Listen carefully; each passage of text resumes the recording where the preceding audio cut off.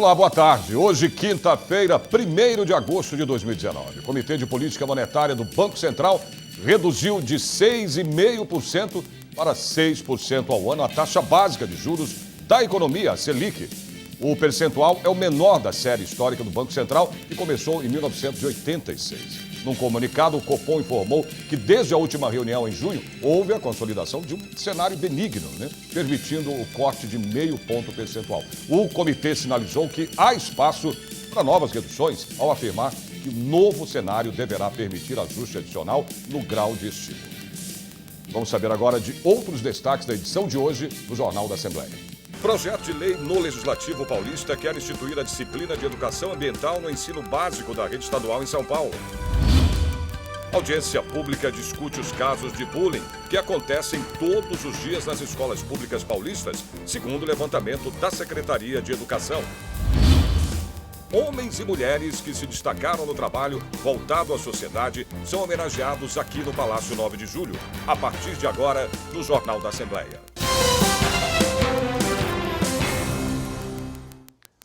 O governador João Dória é esperado aqui na Assembleia Legislativa na tarde de hoje. Quem traz agora as informações para a gente é a repórter Mariana Fante.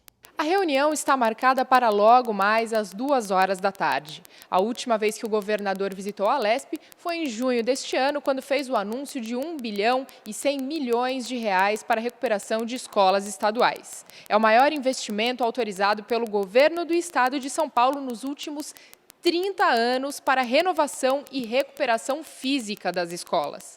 O Executivo tem enviado diversas propostas ao Parlamento e elas têm sido aprovadas em sua grande maioria.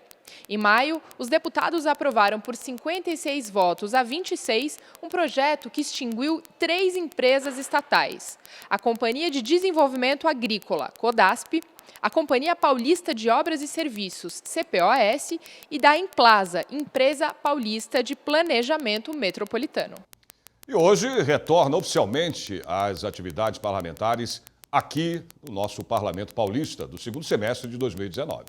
E o deputado professor Kenny, do Progressistas, falou sobre os principais projetos para os próximos meses. Olha, talvez temos aí a DERSA, a extinção da DERSA. Eu acho que esse é um projeto que vem sendo aguardado há bastante tempo, Era para ter sido votado nesse primeiro semestre, mas de acordo com alguns partidos, eles preferiram retirá-lo da pauta do primeiro semestre para que seja votado exclusivamente nesse segundo semestre.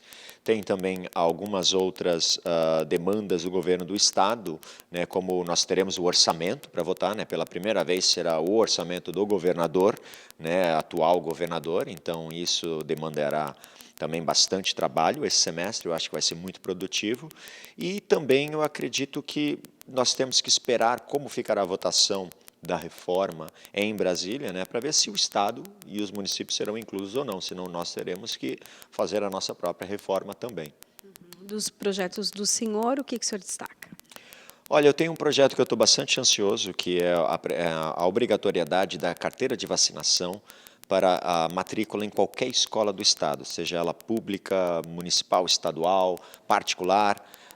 Isso é muito importante, é uma medida que salvará vidas, porque infelizmente nós temos aí quase de 20% a 25% de pais que não vacinam seus filhos, simplesmente por desinteresse ou desinformação. E nós temos um número aí, ano passado, quase 13 mil crianças morreram em todo o Brasil simplesmente por não terem sido vacinadas, todas elas mortes que poderiam ter sido evitadas.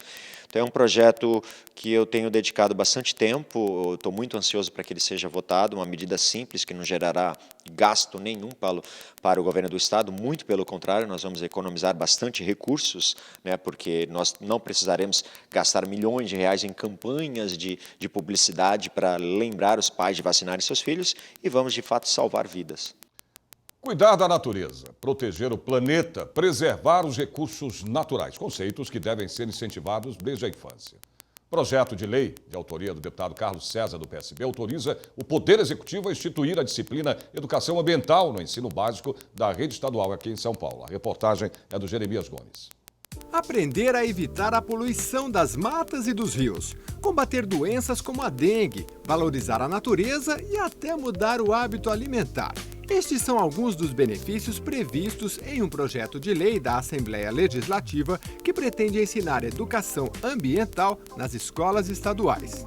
Aprender sobre o meio ambiente assim é divertido e dá resultado. Isso gera vários conhecimentos, não só na área de meio ambiente, mas também na área de linguagem oral, matemática, porque aí às vezes eles vão contar aqui as hortaliças, aí vai trabalhar outras atividades, a linguagem oral de eles produzirem algum texto. Então é bem bacana assim de trabalhar em vários eixos temáticos. O projeto de lei 454 de 2015 tem uma proposta arrojada: levar a educação ambiental para os 4 milhões de alunos da rede pública estadual de ensino em São Paulo. Além de educá-los para preservar o meio ambiente, a proposta é ensinar de forma prática a lidar com os problemas ambientais. A criança ela já fica mais consciente da importância de produzir alimentos, de preservar a natureza em si. Para entender como a educação ambiental ajuda a conscientizar e a mudar o hábito do aluno, nós viemos conhecer o trabalho desta escola aqui na Zona Leste de São Paulo. Olha só, eles utilizaram todo o fundo da sala de aula para fazer essa enorme horta cuidada pelos alunos. E de acordo com os professores, aprender sobre o meio ambiente assim dá muito resultado. Vai gerando várias situações. O cuidado com a alimentação, o não desperdício, né, o cuidado com, por exemplo, eles vão regar. A gente tem vivido um tempo aí de escassez de água e tudo mais, então de eles saberem desse cuidado com não desperdiçar água. Então depois eles também, na hora que vão comer, de não desperdiçar o alimento, o lixo. Nesta escola de educação infantil, a educação ambiental é realizada por meio de um projeto em parceria com a ONG Organização Cidade Sem Fome. Além das atividades práticas, o projeto de lei de autoria do deputado Carlos César, do PSB, estabelece que a educação ambiental nas escolas seja multidisciplinar e integrada à comunidade. O projeto prevê que professores e funcionários passem por treinamentos com pedagogos e engenheiros e técnicos ambientais. As atividades educativas e palestras devem tratar de uma grande variedade de temas, como redução, reutilização e reciclagem do lixo, prevenção de doenças contagiosas como dengue e doença de Chagas, consumo, desperdício e poluição das águas, preservação das florestas e combate a incêndios na natureza, além do uso desordenado de agrotóxico e poluição urbana. As crianças que são um agente multiplicador, elas poderão ajudar na sua casa, ajudar com a sociedade em geral, a multiplicar esse entendimento da importância de se cuidar dos mananciais, da preservação, do desenvolvimento sustentável, a fim de que os lixos não sejam acumulados e nós não venhamos ter surtos de doenças como nós vivemos, por exemplo, no ano de 2014, um surto terrível de dengue que se teve aqui no estado de São Paulo. 3 casos de bullying são registrados todos os dias nas escolas públicas paulistas, segundo o levantamento da Secretaria de Educação. Uma audiência pública foi realizada aqui na Assembleia Legislativa para debater esse assunto e a iniciativa partiu do deputado Carlos Gianazzi do PSOL. Um problema que cresceu 17% nas escolas paulistas em 2017, se comparado ao ano anterior. Esta professora, que dá aulas de psicologia escolar para universitários, defende a valorização de um profissional com um olhar voltado para a solução do bullying. Ninguém nasceu sabendo respeitar o outro, cooperar, ser solidário com o diferente. E isso é algo que precisa ser aprendido, não apenas na família, mas na escola. Mas o problema não está só nas escolas. O bullying, ele não tem idade, não tem faixa econômica, né?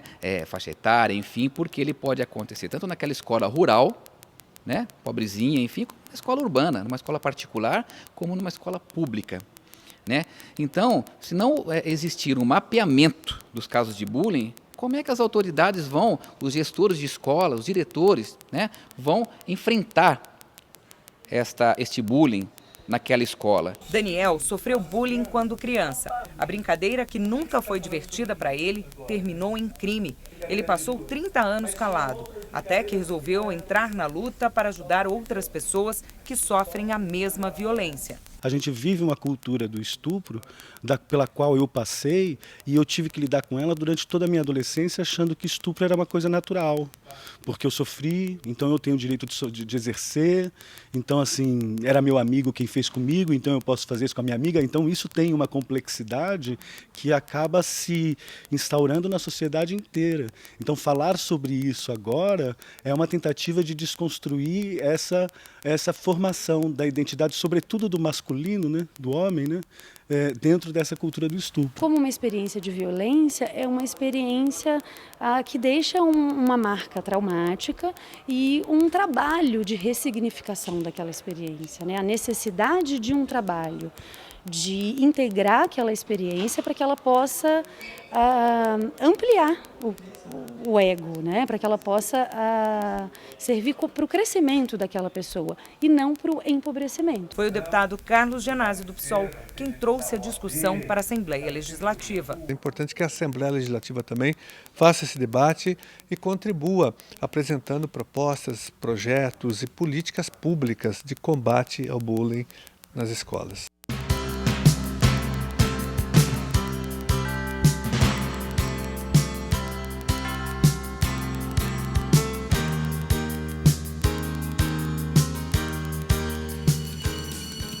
Projeto de lei quer pôr fim na fidelização das operadoras de celular e TVs por assinatura. Você vai ver em instantes.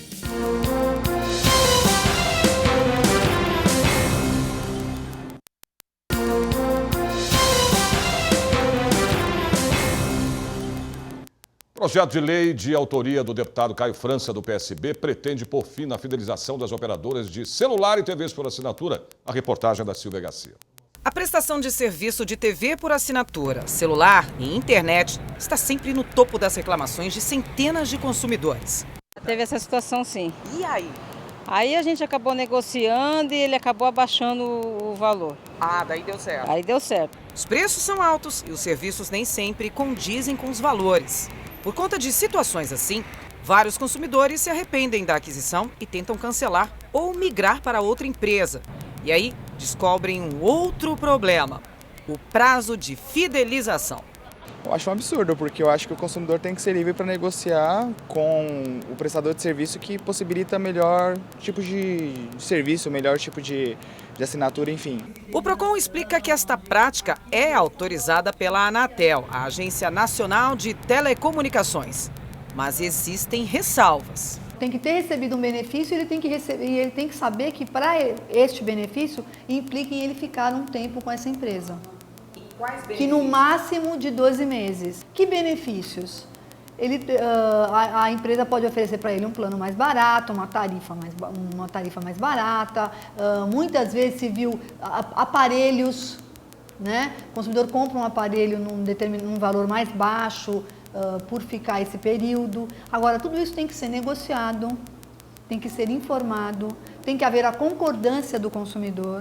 Já existe um projeto de lei tramitando na Assembleia Legislativa de São Paulo que proíbe este tipo de ação em todo o estado. O projeto de lei 78 de 2018 proíbe prazos de fidelização por parte das prestadoras de serviços e também a cobrança de penalidades no fim do vínculo do contrato. Eu acho certo isso, porque se eu quiser mudar, eu acho que é um gosto meu, não é? Então, eu não acho certo isso, pagar multa porque eu quero mudar de canal porque tá não funcionando. Enquanto o projeto não vira lei, anote estas dicas do Procon. Se ele não conseguiu acertar com a empresa, resolver o seu problema com a empresa, ele pode procurar o Procon. O Procon São Paulo tem atendimento pessoal, atendimento via internet. Ele pode procurar a própria Agência Nacional de Telecomunicações, que também tem atendimento. Tem a consumidor.gov.br, que é uma plataforma do governo federal, que o Procon também acompanha. Então, o que a gente recomenda que o consumidor não se conforme com a situação e procure um órgão externo se ele não resolveu com a empresa. Inclusive o Procon aqui está à disposição. Olha, o desemprego caiu 0,7 ponto percentual no último trimestre. Os dados são do IBGE. A taxa é de 12%, ou quase 13 milhões de desocupados. O número dos que desistiram de procurar emprego, somado aos dos subempregados, é mais que o dobro disso. 28 milhões e meio de pessoas trabalham pouco ou perderam a esperança de encontrar vagas. São 12.800.000 desempregados em todo o país. E nessa conta está Hélio há quase um ano à procura de emprego. Hoje foi mais um dia para distribuir currículo, mas até agora nada. Tá complicado, procurando todos os dias e nenhuma porta aberta, tá difícil. Não tá fácil mesmo. E olha aqui os dados de desempregados no país, divulgados nesta quarta pelo IBGE, mostram que a taxa de desemprego foi a menor do ano até então, 12%. No mês passado, o Brasil chegou aos 93,3 milhões de pessoas ocupadas, uma alta de 2,6% se comparado ao mesmo período de 2018. Uma análise rápida dos números traz um certo alívio, mas o que pesquisadores da área defendem é que é preciso cautela, é que além do alto número de desempregados, ainda pelas ruas do país, quem está com a azulzinha assinada não necessariamente está satisfeito. São os chamados subutilizados, ou seja, aqueles que estão no mercado, mas que trabalham menos do que gostariam. No país, são 28,4 milhões de brasileiros nesta situação. Se compararmos o mês passado com junho de 2018, o aumento foi de 3,4%. 923 mil trabalhadores subutilizados a mais no Brasil. Há também quem está ganhando a vida de alguma forma sem a carteira assinada. Seu Hernandes engraxa sapato na Praça da República, em São Paulo, há quase 50 anos. É assim que ele consegue colocar comida na mesa. Na roça não tinha carteira assinada, aí quando eu vim para cá da roça, aí fiquei na graxa até hoje. Aí, aqui não precisa carteira assinada. Nós pagávamos só imposto para a prefeitura, agora não paga mais nada não. E aí é daqui que o senhor tira o sustento? É daqui eu criei a família, né? Criei 4 filhos, comprei meu apartamento, e dá para ganhar, para comer e pagar as contas, tá bom, né? Na situação igual à do seu Hernandes, estão 11 milhões e meio de brasileiros que vivem da informalidade. Mas o que não pode mesmo é perder a esperança. Depois de 6 meses, hoje Viviane finalmente conseguiu um novo emprego. Vai voltar ao mercado de trabalho. Muito alegre, feliz, graças a Deus. Agora vai começar a trabalhar quando? Amanhã.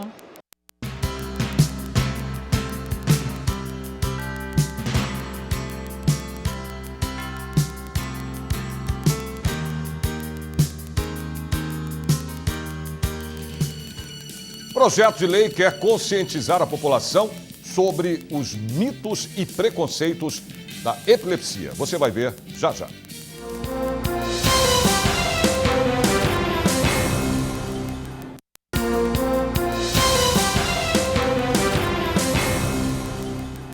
Estamos de volta com o Jornal da Assembleia. E segundo a Organização Mundial de Saúde, aproximadamente 50 milhões de pessoas sofrem de epilepsia no mundo. O deputado Luiz Fernando Teixeira, do PT, elaborou um projeto de lei para conscientizar sobre a doença e também derrubar mitos e preconceitos sobre a epilepsia. Viviane Sperg é psicóloga e mãe de Vitor, de 18 anos. Com 7 meses, o filho teve a primeira crise de epilepsia. Durante a infância, Vitor enfrentou o preconceito. As festinhas de aniversário, né? Mesmo as crianças não sabendo como era a convulsão do Vitor, muitas vezes não convidava para os aniversários, pensando que poderia ter, né, uma crise durante uma festa. A epilepsia é uma lesão no cérebro e pode ter como causa o fator genético, ou ainda pode ser adquirida durante a vida, provocada por um trauma, por exemplo. Segundo o professor titular de Neurologia da Unicamp, Dr. Lilimin, falta conhecimento pela maior parte da população quando o assunto é o tratamento e os primeiros socorros. As crises epiléticas são das mais variadas. O que a população geralmente conhece é aquela famosa convulsão em que a pessoa fica toda dura, grita e se debate. Então, é uma forma de crise epilética. A crise epilética, geralmente, é de curta duração, de segundos. Em geral, isso não acarreta nenhum dano à pessoa. Entretanto, à medida que o tempo progride e a crise ela perpetua, continua, ela pode trazer alguns riscos já. O movimento internacional Purple Day quer conscientizar sobre as causas, tratamento e preconceito sobre a doença. O deputado Luiz Fernando Teixeira, do PT, criou o projeto de lei 403 de 2018, que institui o Dia Roxo, a ser lembrado no dia 26 de março. quem tem epilepsia não pode ficar sem o medicamento e muitas vezes vai ao UBS, né, e não tem esse medicamento. Os nossos médicos não se preparam para atender os nossos doentes de epilepsia. E eu, como autor, eu, como proponente da Frente Parlamentar da Assembleia Legislativa em defesa do direito das pessoas com epilepsia, né, onde a gente pretende desenvolver políticas públicas que trate desse problema, a gente também é autor dessa lei que cria o Dia Roxo, que é para refletirmos, né, e que a sociedade possa debater e ter um maior conhecimento para que a gente possa buscar políticas públicas que amenizem o sofrimento do doente e também dos familiares.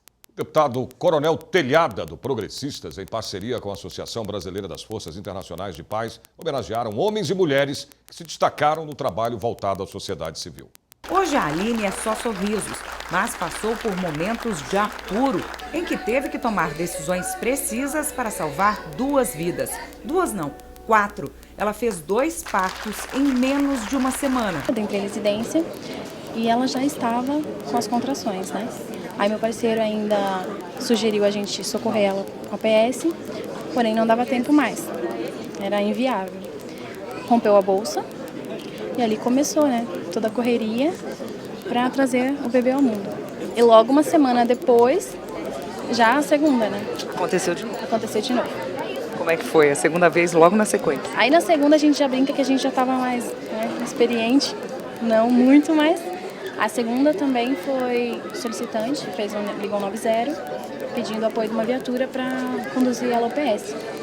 Só que chegando lá também não deu tempo de conduzir ela e a gente fez o parto de novo. Os profissionais do Comando de Aviação também foram reconhecidos pelo trabalho realizado. Levaram para casa medalha e mais experiência ainda na bagagem pelo que fizeram no resgate às vítimas de Brumadinho, em Minas Gerais. Nós tivemos as equipes em Brumadinho, né, apoiando na catástrofe que teve naquela região. Então, assim, hoje o dia a dia nosso aqui em São Paulo também é bastante corrido, né, com salvamentos, as ocorrências policiais. Então, tudo isso demonstra a gratidão aí da ABFIP em nos condecorar com a medalha hoje. Nessa missão especificamente, nós tivemos relatos de bombeiros, relatos do pessoal da aviação, que a interação que houve com as famílias, com a sociedade, com a população local, foi algo que mexeu com todo mundo, foi algo muito forte realmente no aspecto emocional. Então, a gente tem que estar preparado para isso. Mas por mais durões que possamos parecer, somos seres humanos também e o pessoal sentiu bastante.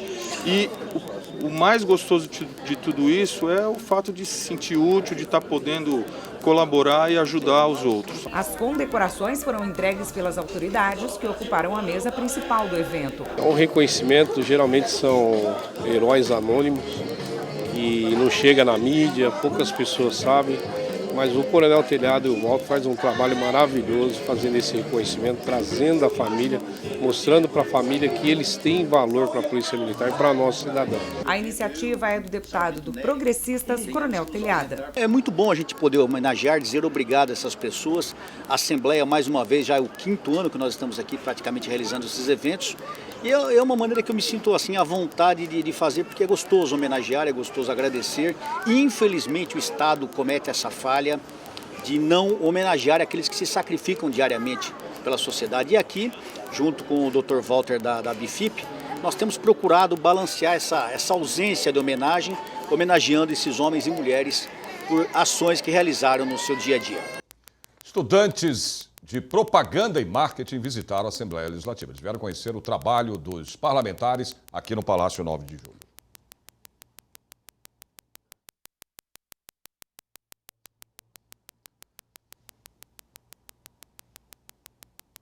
Estamos com um pequeno problema. Essa matéria da visita dos estudantes de propaganda e marketing.